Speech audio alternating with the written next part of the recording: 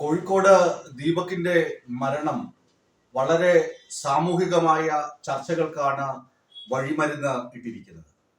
ഏറ്റവും ശ്രദ്ധേയമായ കാര്യം ഡബ്ബിംഗ് ആർട്ടിസ്റ്റ് ഭാഗ്യലക്ഷ്മിയൊക്കെ ദീപകിന് അനുകൂലമായി ഫേസ്ബുക്ക് കുറിപ്പ് ഇട്ടു എന്നതാണ്. റീച്ചിന് വേണ്ടിയും സോഷ്യൽ മീഡിയയിൽ ആക്ടിവിസ്റ്റ് ആണെന്ന് വരുത്തി തീർക്കുന്നതിന് വേണ്ടിയുമുള്ള നടപടിയാണ് ഷംജിത എന്ന ചെറുപ്പക്കാരിയിൽ നിന്ന് ഉണ്ടായതെന്ന് പരക്കെ ആക്ഷേപം ഉയരുന്നുണ്ട്. മെയിൻ സ്ട്രീം മാധ്യമങ്ങളിലെ മാധ്യമപ്രവർത്തകർ, ചർച്ചകളൊക്കെ നയിക്കുന്ന പല മാധ്യമപ്രവർത്തകരും ഷംസിതയെ വലിച്ചു കീറി ഒട്ടിച്ചിട്ടുമുണ്ട്. പോലീസ് കേസ് എടുത്തിട്ടും ഉണ്ട്. ഒരു പാവം ചെറുപ്പക്കാരനെ ഇങ്ങനെ അതിനിഷ്ഠൂരമായി ഇല്ലാത്ത ആരോപണം ഉന്നയിച്ച്, ദുരാരോപണം ഉന്നയിച്ച്, സോഷ്യൽ മീഡിയ റീലിലൂടെ അപമാനിച്ച്, ഒരിക്കൽ വീഡിയോ ഇട്ടു, അത് പോരാത്തതിന് അത് ഡിലീറ്റ് ചെയ്ത ശേഷം വീണ്ടും വീഡിയോ സ്ലോ മോഷനിലൊക്കെ ഇങ്ങനെയാണ് അയാൾ പീഡിപ്പിച്ചത്, ഈ സാഹചര്യത്തിലാണ് അയാൾ ലൈംഗിക അധിക്ഷേപം നടത്തിയത് എന്ന് കാണിക്കാനൊക്കെ ആ യുവതി ഒരുപാട് കിണഞ്ഞ് പരിശ്രമിച്ചിട്ടുണ്ട്. ആദ്യം ഇങ്ങനെ ഒന്നും സംഭവിച്ചിട്ടില്ല എന്ന് വേണ്ടപ്പെട്ട അധികൃതരെ അറിയിക്കാൻ ശ്രമിച്ചപ്പോൾ വളരെ മോശമായാണ് ആ പോലീസിന്റെ ഭാഗത്ത് നിന്ന് ഇടപെടൽ ഉണ്ടായതെന്ന നഗ്നമായ സത്യവും പുറത്തു വരുന്നുണ്ട്. ഇത് വിരൽ ചൂണ്ടുന്നത് സോഷ്യൽ മീഡിയയിൽ അഭിരമിക്കുന്ന ഒരു കൂട്ടം ആളുകൾ എന്തും ഏതും ദൃശ്യവൽക്കരിക്കാം എന്ന ഒരു സ്വാതന്ത്ര്യം എടുക്കുന്നുണ്ട്. എന്തും ഏതും വാർത്തയാക്കാം എന്നൊരു സ്വാതന്ത്ര്യം എടുക്കുന്നുണ്ട്. ആർക്കെതിരെയും എന്തും പ്രയോഗിക്കാൻ ഈ ദൃശ്യങ്ങൾ മതി എന്ന ഒരു ധാരണയുണ്ട്.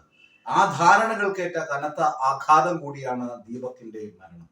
നിരപരാധിയായ ഒരു സെയിൽസ് മാനേജർ, ടെക്സ്റ്റൈൽസ് വിങ്ങിൽ, അതായത് ടെക്സ്റ്റൈൽസിന്റെ തുണി ഉൽപാദന കേന്ദ്രത്തിൽ ജോലി ചെയ്യുന്ന സെയിൽസ് മാനേജർ ജോലിയുടെ ഭാഗമായി കണ്ണൂർ പയ്യന്നൂരേക്ക് യാത്ര ചെയ്യുകയാണ്. ആ ബസിന്റെ ഫോട്ടോസും വീഡിയോസും ഒക്കെ കാണുമ്പോഴറിയാം അത്യാവശ്യം നല്ല തിരക്കുണ്ട്. ദീപക് നിൽക്കുന്നതും നമ്മൾ കാണുന്നുണ്ട്. കാണുമ്പോൾ സ്വാഭാവികമായി വണ്ടി ബ്രേക്ക് ചെയ്ത് കഴിഞ്ഞാൽ പരസ്പരം ആളുകൾ മുട്ടുകയും ഒക്കെ ചെയ്യുന്ന ഒരു സാഹചര്യം. ഇങ്ങനെ ബസ്സിനകത്തുള്ള തിക്കും തിരക്കും, പിന്നെ പോകുന്ന റോഡിന്റെ ഗതി, ഇതെല്ലാം നോക്കുമ്പോൾ സ്വാഭാവികമായും ആണും പെണ്ണും പരസ്പരം കൂട്ടിമുട്ടുകയൊക്കെ ചെയ്യും. എല്ലാ ബസ്സിലും ഒക്കെ അങ്ങനെയൊക്കെ സംഭവിക്കുന്നത് സ്വാഭാവികമാണ്. പക്ഷെ ആ സ്പർശനത്തിൽ, ആ തൊടലിൽ ഒരു മോശം ടച്ച്, അത് സ്ത്രീകൾക്ക് സ്വാഭാവികമായും മനസ്സിലാക്കാൻ കഴിയും. അങ്ങനെ ആരെങ്കിലും ചെയ്യുകയാണെങ്കിൽ ഉടനെ സ്ത്രീകൾ ബഹളം വയ്ക്കുകയും ചെയ്യും. ഇത് അങ്ങനെ ഒന്നും ഉണ്ടായില്ല. വളരെ കൂളായി നിന്ന് ഇയാൾ നിൽക്കുന്നത് ഒക്കെ വീഡിയോയിൽ പിടിച്ച്, നിന്നെ ഞാൻ കാണിച്ചു തരാമെന്ന് അതീവ രഹസ്യമായി പോയിട്ട് എന്നെ ഒരുത്തൻ ലൈംഗികമായി പീഡിപ്പിച്ചു എന്ന് പറഞ്ഞ് പോസ്റ്റ് ഇടുകയാണ്. ഇത് ഒരു കാട്ട് നീതിയാണ്. അല്ലെങ്കിൽ അങ്ങനെ സംഭവിച്ചു എന്നിരുന്നുണ്ടെങ്കിൽ, അല്ലെങ്കിൽ അങ്ങനെ എന്തെങ്കിലും മോശം അനുഭവം ഈ യുവതിക്ക് നേരിട്ടുണ്ടെങ്കിൽ അവർ അവിടെ വെച്ച് പ്രതിഷേധിക്കും, അവിടെ വെച്ച് ബഹളം ഉണ്ടാക്കും. ഞാൻ ഇന്നലെ പറഞ്ഞിരുന്നു, ഒന്നിൽ നേരെ വണ്ടി പോലീസ് സ്റ്റേഷനിലേക്ക് വിടുന്നു പറയും. അതാണ് ആത്മാഭിമാനമുള്ള സ്ത്രീജനങ്ങളും യുവതികളും ഒക്കെ കാണിക്കുന്നത്. ഇല്ലെങ്കിൽ കണ്ടക്ടറോട് പരാതി പറയും. നമുക്ക് അങ്ങനെയൊക്കെ ഉള്ള അനുഭവങ്ങളുണ്ട്.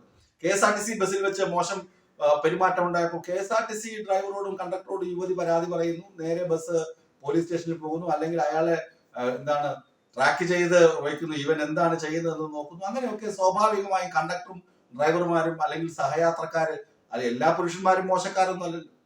ആരെങ്കിലും ഒരാൾ മോശമായി പെരുമാറി മറ്റു പുരുഷന്മാരൊക്കെ ഇടപെട്ട് അത് കൃത്യമായി നിയമത്തിന്റെ മുന്നിൽ എത്തിക്കുന്നത് സ്വാഭാവികമാണ്. നമ്മുടെ നാട്ടു നടപ്പ് അങ്ങനെയാണ്. സദാചാര ഗുണ്ടായിസം എന്നൊന്നും വിളിക്കില്ല. അതിനെ കൃത്യമായി പോലീസ് നടപടി സ്വീകരിക്കുകയും ചെയ്യും. പക്ഷെ ഇത് അങ്ങനെയല്ല. വളരെ രഹസ്യമായി ആസ്വദിച്ചു നിന്ന് വീഡിയോ ഒക്കെ എടുത്ത്, സെൽഫി വീഡിയോ ഒക്കെ എടുത്ത്, എന്നിട്ട് പോയി റീൽസ് ഇട്ട്, അതിൽ തൃപ്തി വരാതെ വീണ്ടും കുറെ വിശദീകരണവും സ്ലോ മോഷനും ഒക്കെ ആയിട്ട് റീൽസ് ചെയ്തു. അങ്ങനെ ഒരു യുവാവിനെ കൊടുക്കാനുള്ള മാക്സിമം ശ്രമം. ഇവർ ആദ്യമായിട്ട് കാണുകയാണ്. മുൻ വൈരാഗ്യമോ ഒന്നുമില്ല.